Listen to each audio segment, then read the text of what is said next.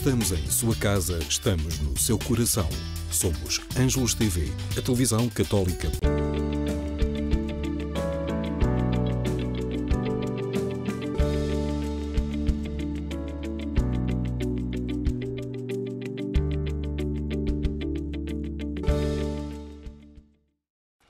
Olá a todos, bem-vindos a mais um programa Livros com Fé aqui na nossa Ângelos TV, a partir da Paulos Livraria em Fátima. Todas as semanas queremos levar até si o que o mundo editorial católico produziu e apresentou ao público, especificamente e especialmente a Paulos Editora.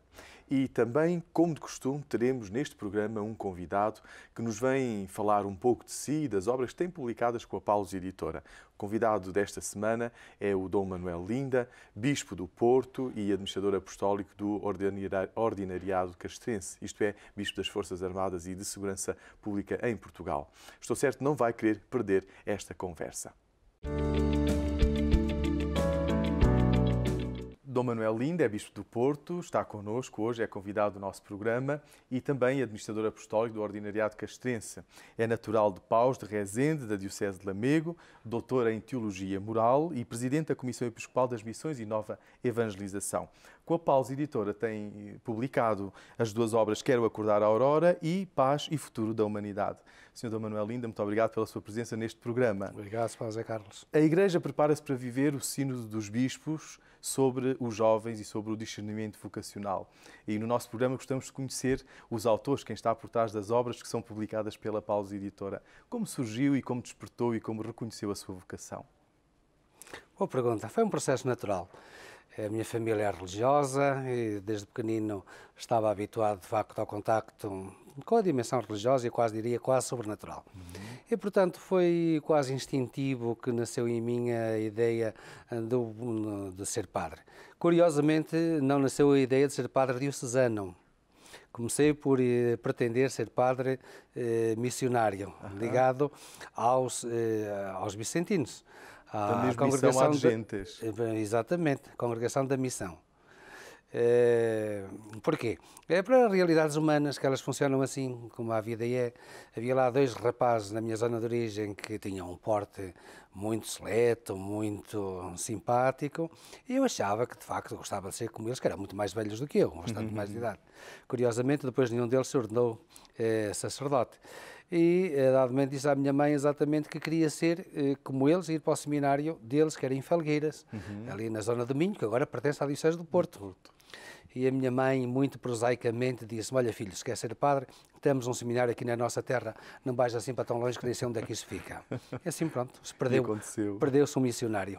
Mas ganhou um pastor da Igreja e que, ao longo da sua experiência pastoral, foi pároco, foi reitor do seminário também, professor na Universidade Católica e, para além disso, bispo auxiliar em Braga, bispo das Forças Armadas e Segurança Pública e agora bispo do Porto. O que é que lhe ficou de todas estas experiências por que passou? Todas foram enriquecedoras ao máximo. Evidentemente que eu poderia dizer que isto é quase como na educação infantil. O que mais funciona como alicerce é a primeira educação, portanto, da escola básica, do primeiro ciclo. Eu também poderia dizer que, no meu caso, foi ser pároco. Levou-me a contactar com gente variada. Tive uma paróquia no alto da Serra do Alvão e tive outra em simultâneo na cidade de Vila Real. E na cidade há diversidade. Há o operariado e há as donas de casa. Há os intelectuais, os médicos. É lá que está, por exemplo, o Hospital Distrital de Vila Real e outras pessoas. E esse contacto com essa realidade ajudou-me a ser mais ecuménico, mais aberto. Lembro-me que, por exemplo, instalou-se a Escola Superior de Enfermagem de Vila Real, lá na área da paróquia, precisamente quando eu fui nomeado pároco. E chamaram-me para alguns trabalhos dentro da Escola de Enfermagem, por exemplo, o Homem perante a Morte, o homem na relação com os outros, a relação com a terceira idade, enfim. E as minhas ideias eram talvez um pouco flexíveis, não é? Mas no contacto com outras perspectivas, eu habituei-me a entrar numa perspectiva de diálogo. E esse tem-me orientado ao longo da vida e tenho-me sentido bem. Essa é uma característica muito grande do Sr. Dom Manuel Lindo, a capacidade de dialogar com todos, e demonstrou isso muito agora sendo Bispo das Forças Armadas. Também na sua nomeação para o Porto, as suas primeiras palavras foram de facto ligadas à atenção ao outro, à atenção ao próximo, à atenção às pessoas, e ao mesmo tempo um Bispo sempre muito interessado pelas questões sociais. Prova disso são todos os seus textos que foram compilados agora na obra Quero Acordar a Aurora. De onde lhe vem este gosto pelas questões sociais?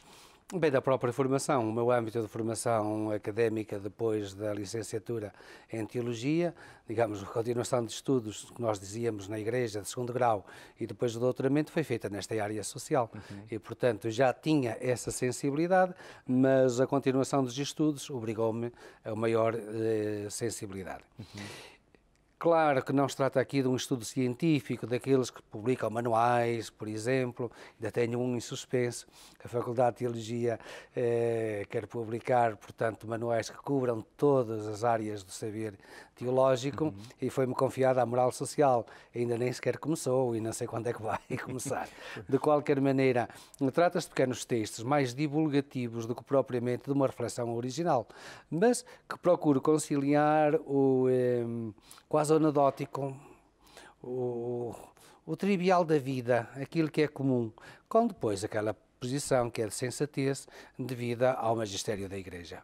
E, portanto, os textos não são difíceis de ler, imagino eu, são muito acessíveis e conciliam algum humor com a seriedade que as coisas merecem. Os leitores apreciam muito isso, os contactos, o feedback que temos tido dos leitores, de quem adquire esta obra e que entra em contacto com os seus textos e que porventura não os conhecia, apesar de serem divulgados pela agência Eclésia. A verdade é que depois esta obra acaba por chegar a um público mais vasto, uma vez que está não apenas nas livrarias católicas, mas também nas livrarias generalistas. E o feedback que nós temos tido é que gostam muito da sua escrita, porque primeiro é uma escrita que parte da realidade, fala das coisas reais do cotidiano que fazem parte da vida das pessoas. Segundo aspecto é esse humor. Tem a capacidade de olhar para a realidade com humor e com olhos de boa disposição. E a terceira característica é que há ali uma fundamentação teológica, às vezes parece com alguma brincadeira, com algum bom humor, mas há uma fundamentação muito grande. Prepara-se quais são as suas, certamente, e quais são as suas leituras onde vai buscar a fonte para escrever estes textos. Eu respondo-lhe já, mas se me permite, já agora contava-lhe um pormenor curioso, que não tem nada mais que não seja apenas a curiosidade, é uma história, daquelas que surgem na vida dia a dia. Há não muito tempo, aí há um mês e meio, telefonou-me uma senhora que se identificou, mas já esqueci o nome. Ela não me conhece a mim pessoalmente, nem eu conheço a ela. E que dizia mais ou menos isto: olha, passei por uma livraria e encontrei aquela capa daquele livro. Detestei. Quando olhei para aquela capa, mais um padre aqui a escrever coisas sobre a religião. Mas não sei porque senti-me atraído pelo livro e acabei por comprar. Veio-lhe dar os parabéns, foi assim que a senhora dizia, mas faça uma coisa, retire aquela capa, porque este livro pode chegar a muita gente. Porque há muita gente que, mesmo que não se reveja nos assuntos da Igreja, é capaz de sentir um certo gosto de ler aquilo. E só por causa da capa, mas isso não tem nada a ver. A culpa foi do editor, foi o editor não diria optou tanto. E escolheu por esta capa. Mas eu digo que, portanto, que os textos que não são, como é que dizer, pesados e monolíticos e tudo isso. Respondendo à sua pergunta, de onde me vem, digamos, mesmo âmbito das ideias. Eu gosto muito da literatura, também tenho formação nessa área, sem contar o meu bispo daquela altura, quando eu era padre, mandou-me continuar estudos nessa área e, portanto, tem a ver com a literatura fundamentalmente, tem a ver com os estudos, digamos, da ordem da moral social, da doutrina social da Igreja, e tem a ver com aquilo que a gente vai colhendo. O que uma pessoa, uma família diz a respeito dos filhos, o que um jornal conta a respeito desta situação e daquela, enfim, tudo isso trabalha cá por dentro e depois faz com que saia o texto. E o título tão sugestivo, Quero Acordar a Aurora, foi buscá-lo a um salmo. Como surgiu esta ideia de dar este título a este livro? Portanto, este é um salmo de David, ele conta uma aflição que teve e a dado momento Deus socorreu e então ele, exultando de alegria, mostra exatamente, portanto, este quer acordar a hora no sentido de uma alegria máxima que se apoderou dele. Eu estou convencido que o nosso tempo, não obstante as pessoas serem tão apressadas a dizer que é mau, que tem problemas, o nosso tempo é de imensas possibilidades. E estamos a chegar a um tempo novo, que há de ser mais humanizado e mais divinizado, em que o respeito pelo humano e pelo divino venha mais ao de cima. E o título faz referência a essa minha convicção. Quero acordar a aurora, isto é, a aurora está a chegar, ela vai chegar. Ao contrário do que possa parecer, que estamos num tempo desgraçado, como dizem algumas pessoas, é exatamente o contrário na minha perspectiva. E, portanto, eu dou o meu contributo para acordar, para apressar a chegada desse tempo. Num dos seus textos, diz a propósito da tendência cultural retro do passado, escreve mesmo: não antevejo grande futuro em quem se fixa no passado e intenta uma civilização retro. Esses, quando muito, entrarão no futuro às recuas. Nota essa tendência na sociedade e na Igreja também? Noto. E de onde virá isso, desse medo para o futuro? Isso é o princípio biológico básico e até químico e físico e tudo isso. A qualquer ação segue sempre uma reação. E talvez a aceleração da história de que falou o Concílio Vaticano II e a própria aceleração da compreensão do Vaticano II, por exemplo, que nós encontramos agora com este Papa tão simpático, o Papa Francisco, vai fazer com que muita gente puxe para trás. Puxa para trás nos campos mais incríveis do mundo. Dê-lhe um exemplo, para não pensarmos que isto é um problema da Igreja, que não é. Na Igreja é um problema minúsculo. Há muito pouco tempo, em Portugal, fomos confrontados com o caso do sarampo. Todos nós estávamos convencidíssimos que todas as crianças, quando nasciam, eram vacinadas. Porque eu já fui, há 60 anos. Logicamente, imaginámos que não era possível voltar para trás, mas ficamos agora a saber que há pais que lutam contra o futuro e, portanto, fixam-se como se fosse na Idade Média e que não vacinam os seus filhos. Este é apenas um exemplo. A problemática do não encarar o futuro de frente não é tanto da Igreja, é das muitas áreas da sociedade civil. E falando de outros temas, fala de temas variadíssimos, a um certo momento também aborda a questão da ideologia de género e diz mesmo que explora em agressividade a tradicional memorização da mulher é uma falsidade e uma desonestidade intelectual. Em que medida esta questão de género e toda esta problemática que vai sendo empurrada na sociedade e às vezes passada assim de uma forma subliminar, efetivamente põe em risco a humanidade? Se notar, todas as questões fraturantes são a elevação de um pequenino ponto de razão, porventura, à qualidade o âmbito total da questão. Isto é uma desonestidade intelectual. E neste caso concreto de ideologia de género, para não me estar a perder, na medida em que de facto a diferenciação que a biologia, a ciência dos comportamentos, a antropologia cultural, todas as ciências humanas estabeleceram como base para nos entendermos, se nós formos pôr isto em questão, não nos entenderemos menos. Se eu chamar a esta mesa que suporta estes dois livros, azul, castanha, preta ou amarela, não nos entendemos. Das duas uma, ou somos daltónicos, ou estamos a jogar com, digamos, a gozar, entre aspas. E a desonestidade vem nesse sentido, vem nesse sentido. Em embaralhar propositadamente. Na prática é isso. Na prática é isso, quer dizer, é pegar em poucos aspectos e levá-los à categoria da verdade total para depois baralhar o pensamento geral. E isso pode vir-se a pagar caro, de facto. Porque há coordenadas básicas sem as quais nós não nos entendemos. E a propósito também de política, muitas vezes corre-se esse mesmo perigo. E, aliás, falando da democracia, também num dos seus textos diz mesmo que já há muito que a democracia deixou de ser social, se também deixar de exprimir a dignidade pessoal e coletiva da pessoa, o que fica dela, o que fica da sociedade, o que fica da democracia. Quando julgaríamos que há mais possibilidade de formação e mais acesso facilitado à cultura e ao saber, parece que a um certo momento as consciências se vão diluindo e se vão iludindo apenas por tendências de opinião. Hoje a democracia corre um perigo terrível, que é o deixar de ser o pensar no povo, porque a palavra democracia não é tão simples como possa imaginar-se, só com esta ideia demos e o crateno, portanto, o poder do povo. É o poder do povo em benefício do povo.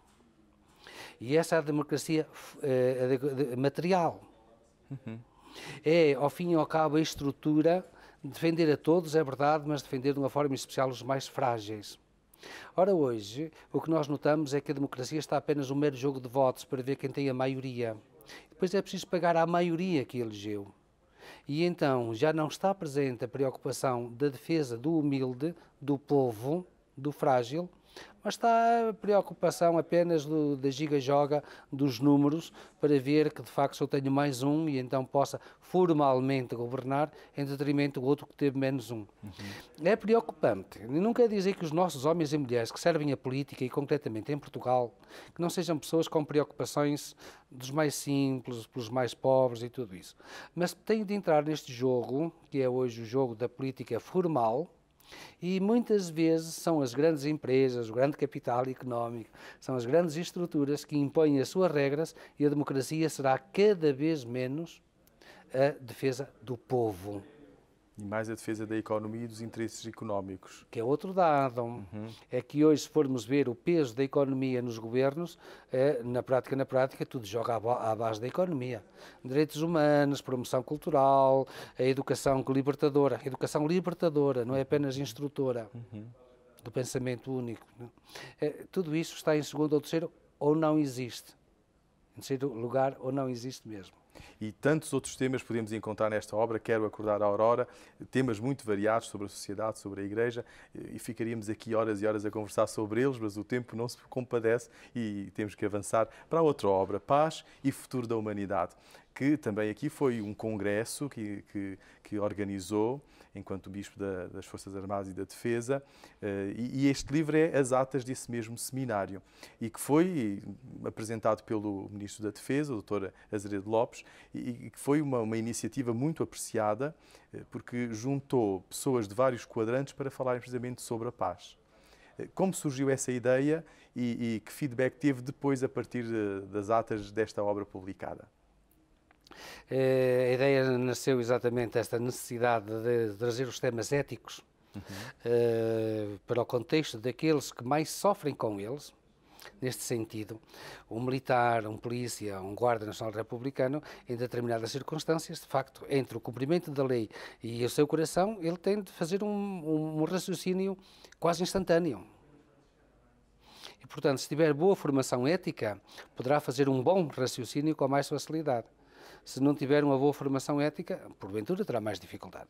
Porque eles jogam com situações limite. Jogam com situações limite. E por isso é que eu os admiro tanto. Nessa linha, então, pensei que, de facto, trazer estes temas éticos ao âmbito da reflexão que era importantíssimo.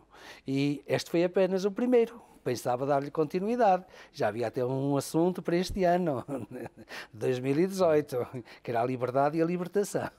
Mas com esta mudança, provavelmente ficará para o seu sucessor. Certamente, se ele assim quiser. E quanto ao feedback depois desta publicação, foi a maior, e até maior, isto é, o maior apreço. Eu até me admirei, de facto, que as pessoas estivessem tão sensibilizadas para esta temática. Mas, enfim, tenho a reconhecer, graças a Deus, que houve dali uma apreciação muito forte. Também com quem participou, desde o Presidente da República, o Ministro da Defesa, o Núncio Apostólico, o Bispo de Leiria Fátima. Cristãos evangélicos também. 2 bispos, o Bispo da Igreja Lusitana da Comunhão Anglicana e da Igreja Metodista. Enfim, foi o que eu chamei aí, digamos, nesta espécie de aberturazinha, uma espécie de sinfonia com vários instrumentos, mas todos a tocar afinadinho a mesma melodia. Para terminar, uma última pergunta. A Igreja, com o Papa Francisco, que tanto admira também o Papa Francisco, parece que continua a ser, no âmbito social, ainda uma referência ética para a humanidade e construtora, a Igreja também, de pontes no que diz respeito à humanidade e ao futuro da humanidade a partir da paz? Sem dúvida. O Papa não é só uma referência ética, mas porventura a maior referência ética no nosso mundo. O Papa e a Igreja aqui ele preside, porque o Papa também sozinho fora da Igreja não é Papa sequer. E, portanto, quando falamos às vezes, e há certa imprensa, certa comunicação social, que não esta, mas outra, quase que a fazer a oposição, a Igreja está contra o Papa, não, quando isso é absolutamente inacreditável, isso não existe. Esta Igreja, graças a Deus, levada pelo Papa, está a readquirir esta mesma dimensão da referência ética da humanidade. Ainda hoje vem um textozinho num dos jornais, de uma pessoa que se declara ateia, mas que, entretanto, aprecia a Igreja e as suas convicções, e aprecia fundamentalmente, pois é a lado mais visível, a sua preocupação com os desfavorecidos. Sr. Manuel, esperemos que agora, Bispo do Porto, continue a ter tempo para escrever, porque, afinal de contas, há tantos outros fiéis e não crentes também, que, admirando a sua escrita, não podem ficar órfãos agora também. Pode acontecer que brevemente surja mais qualquer coisa. Deus queira que sim. Obrigado pela sua presença no nosso programa e felicidades e bênçãos de Deus para todo o seu ministério episcopal e todas as atividades pastorais que exerce também na Conferência Episcopal. Obrigado e também para vocês na Paulos, porque é uma forma enorme de evangelização. É comunicar a verdade por intermédio do livro. Muito obrigado. E assim, caro telespectador, convido a continuar connosco, pois temos ainda mais novidades para lhe apresentar. Até já.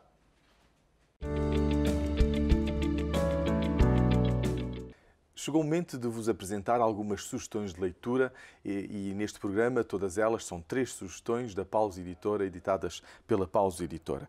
A primeira sugestão intitula-se Aprendi com os Últimos, do cardeal Luís António Tagle, A Minha Vida, As Minhas Esperanças.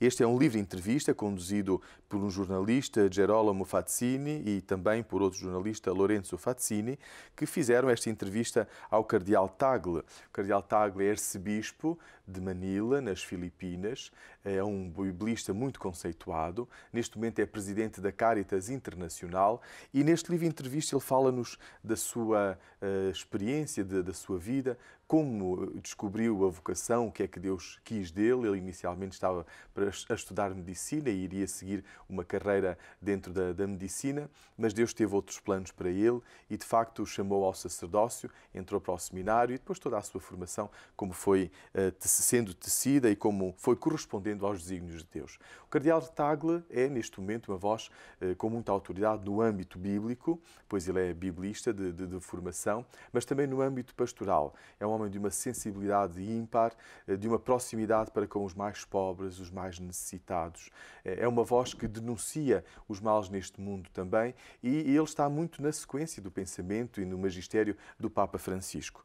Portanto, se quer conhecer provavelmente o cardeal do Oriente, do mundo oriental, mais conhecido e ao mesmo tempo com mais influência no Vaticano, não vai querer perder certamente este livro-entrevista que fala da biografia do cardeal Tagle. Outra sugestão é de Marta Arraes e intitula-se Descalça as tuas feridas, crónicas para todos os dias. Já tivemos a Marta Arraes num dos nossos programas, já a entrevistámos também. E por que voltamos a propor esta obra? Porque ela é uma jovem escritora que promete muito e, sobretudo, tem crónicas com uma sensibilidade muito grande e que nos ajuda a valorizar as coisas do dia-a-dia e a olhar para aquilo que nos acontece, para aquilo que sentimos, para os outros à nossa volta, mais com olhos de ver do que simplesmente de olhar. Procurar não sermos superficiais em relação a tudo aquilo que está na nossa vida. E Descalça as tuas feridas é, de facto, um convite, através das crónicas que a Marta Arraes foi publicando no blog Início e que a Paulus Editora quis depois oferecer ao público em geral através da publicação em livro. Descalça as tuas feridas é um convite a não ficarmos apenas na lamúria do cotidiano, a não nos deixarmos prender até mesmo por aquilo que parece que muitas das vezes não nos deixa avançar, não nos deixa crescer, ou até mesmo a rotina que parece que tudo é igual na nossa vida. Marta Arraes convida-nos a olhar para a vida, para os nossos sentimentos, como vos dizia, com outro olhar. Claro, um olhar da fé, partindo do olhar da fé. E tudo isto porque a experiência que ela fez como missionária como leiga em África, em Moçambique, mudou depois a forma como ela começou a olhar para a sua vida e para a vida à sua volta também. Então estou certo que, ao ler este livro, crónicas não muito longas, pequenas, simples, intimistas, com uma linguagem bem intimista e bem acessível, estou certo que o nosso despertar para cada dia e para cada manhã vai ser diferente. A terceira obra que vos desejo aconselhar é de Dom João Lavrador, atual bispo de Angra do Heroísmo, nos Açores, e intitula-se A Igreja em Diálogo com o Mundo, também, e publicado pela Paus Editora. Nesta obra volumosa, condensam-se os artigos, um conjunto de reflexão que o Dom João Lavrador, enquanto bispo auxiliar no Porto, foi escrevendo no jornal Voz Portucalense. O prefácio desta obra ainda é do nosso saudoso Dom António Francisco dos Santos, anterior bispo do Porto e que faleceu não há muito tempo. E por isso, nestas crónicas, nestes textos do Dom João Lavrador, podemos encontrar uma série de reflexões sobre vários temas. A Igreja, a sociedade, a cultura, o mundo da política, o mundo da economia, o mundo da cultura. Reflexões variadas, mas sempre com uma qualidade teológica e uma reflexão pastoral muito grande. Por isso, aqui fica o convite para conhecermos melhor o pensamento e a pastoral de Dom João Lavrador, bispo de Angra do Heroísmo.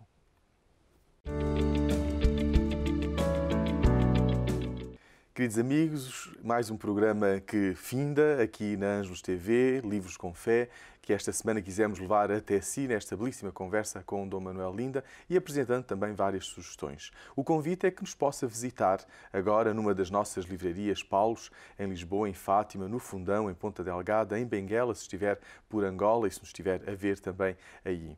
E atualizado o nosso site paulos.pt, poderá encontrar todas as novidades e demais iniciativas e eventos que a Paulus Editora vai programando.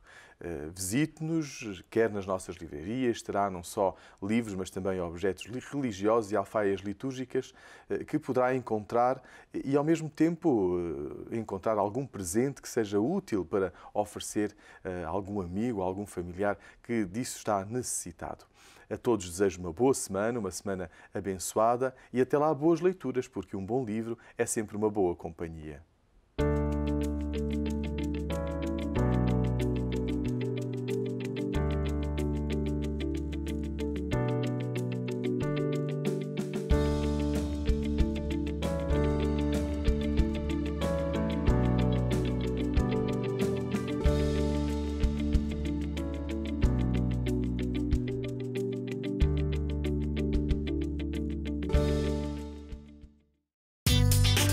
Estamos em sua casa, estamos no seu coração. Somos Ângelos TV, a televisão católica portuguesa.